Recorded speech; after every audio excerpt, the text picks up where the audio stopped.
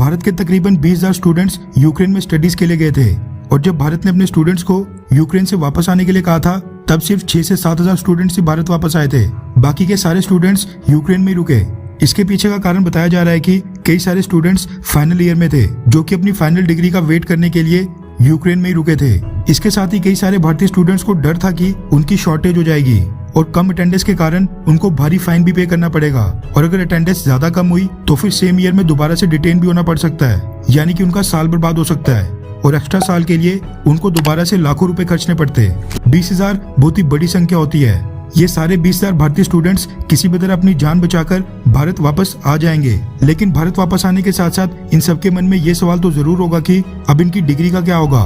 इनके फ्यूचर का क्या होगा और क्या इनका कैरियर अब उस तरह से आगे बढ़ पाएगा जिस तरह से इन सब ने प्लान किया था। ये सारे सवाल तो इनके मन में अभी भी चल रहे होंगे। रशिया और यूक्रेन के बीच अगर आज सीज फायर हो भी जाता है तो भी यूक्रेन को अपने पैरों के ऊपर खड़े होते शायद कई महीने या सालों लग जाए। ऐसे में हम यूक्रेन से कम ही उम्मीद रखें तो बेहतर होगा। भारतीय सरकार को तो अपने 20,000 स्टूडेंट्स की फिक्र है ही, लेकिन अब एक और देश सामने आ गया है जो भारत के इन सभी स्टूडेंट्स के लिए बहुत ही बड़ा जेस्चर शो करने जा रहा है और उसका नाम है पोलैंड। खबर ये निकल कर आ रही है कि पोलैंड भारत के स्टूडेंट्स की मदद करेगा। पोलैंड वो पहला देश था जिसने यूक्रेन से आने वाले भारतीय स्टूडेंट्स के लिए वीजा फ्री एंट्री की घोषणा की थी और भारतीय स्टूडेंट्स के रहने और खाने पीने का इंतजाम किया था। भारतीय सरकार ने retired major general VK Singh को पोलैंड भेजा था ताकि वो वहां से इंडियन स्टूडेंट के इवैक्यूएशन ऑपरेशन को लीड करें और भारतीय स्टूडेंट को जो भी दिक्कतें आ रही है वहां पर उन सब का निपटारा करें। वीके सिंह ने जब पोलैंड पहुंचकर वहां पर पोलैंड के कई सारे अधिकारियों से बातचीत की, उस दौरान भारतीय स्टूडेंट के फ्यूचर और उनकी डिग्री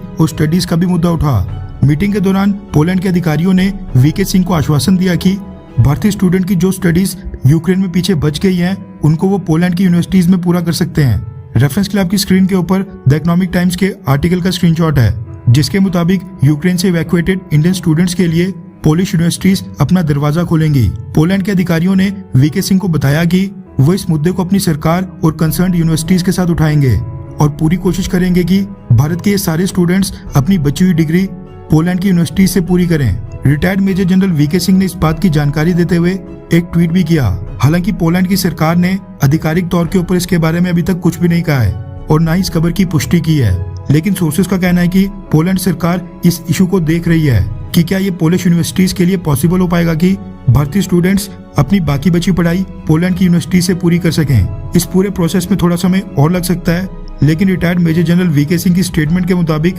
पोलिश यूनिवर्सिटीज भारतीय स्टूडेंट को लेने के लिए बिल्कुल रेडी हैं। जब तक पोलैंड की सरकार की तरफ से ऑफिशियल कंफर्मेशन नहीं आ जाती तब तक इस खबर की पुष्टि नहीं की जा सकती है। लेकिन एक बात तो बिल्कुल श्योर है कि अगर पोलैंड भारत के स्टूडेंट्स के लिए ये कदम वाकई में उठाता है तो फिर भारतीय स्टूडेंट का फॉरेन यूनिवर्सिटी से डिग्री कंप्लीट करने का सपना वो तो खैर पूरा ही होगा, लेकिन 18 से 20,000 भारतीय स्टूडेंट्स जो हर साल स्टडीज के लिए यूक्रेन जाया करते थे वो सारे के सारे अगले साल से यूक्रेन की जगह पोलैंड जाना शुरू कर देंगे, जिसका पोलैंड को भी आर्थिक तौर पर बड़ा फायदा होगा। लाखों करोड़ों रुपए फीस में पे करके ये सारे भारतीय स्टूडेंट्स पोलैंड की इकोनॉमी में कुछ न कुछ योगदान तो जरूर देंगे और आगे आने वाले सालों में भारत और पोलैंड के कूटनीतिक रिश्तों का भी नया आगाज हो पाएगा। वैसे पोलैंड को इन सब के लिए एक थैंक्स तो बनता ही है।